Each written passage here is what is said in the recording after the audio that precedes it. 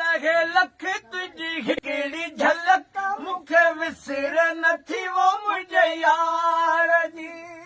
पीरी पाए न झुमक मत नज़ीर खलक तोखे सिद्ध न रहे सींगार जी कॾहिं वार ककर कॾहिं वासिंग जो वर कॾहिं वार ककर कॾहिं वासिंग जो वर सो त विंदल खे वाटनि तां वारे तो मिठा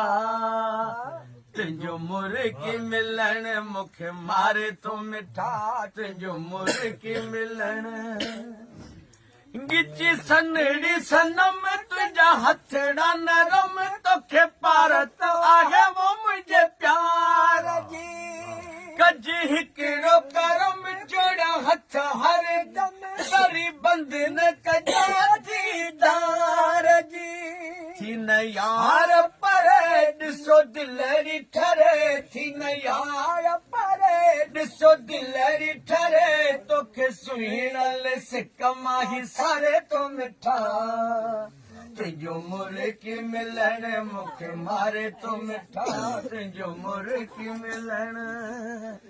करियां कहिड़ी कहानी तुंहिंजी यार जवानी ॾिस केरनि सालनि खां तीरवा तुझा लबड़ा लासानी तुझी अख मस्तानी तुझा जुल्फ ॼण को ज़ंजीर तुझा वसबा वणन ॾिसो रखी बसड़न तुझा वसबा वणन ॾिसो रखी बसड़न तुंहिंजो ख़ुशि थी खिलण दिलि ठारे तो मिठा तुंहिंजो मुर्गी मिलण मूंखे मारे तो मिठा तुंहिंजो मुर्गी मिलण नबी बख्श नकार कंहिंजी बका ही प्यार पुरानी रीत ॾिसी लो कलका कज पेर पका पंहिंजी यार पकी थी प्रीत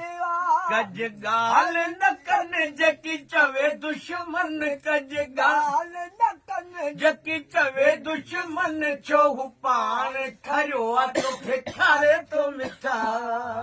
सुन पगली पवन सुन उड़ती घटा सुन पगली पवन सुन उड़ती घटा मेरा अंग अंग मेरी हर उमंग ये चली मैं तो जावी कैसा होता है नशा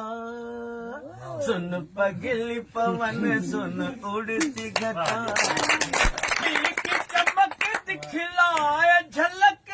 आई बादलों के संग संग झूम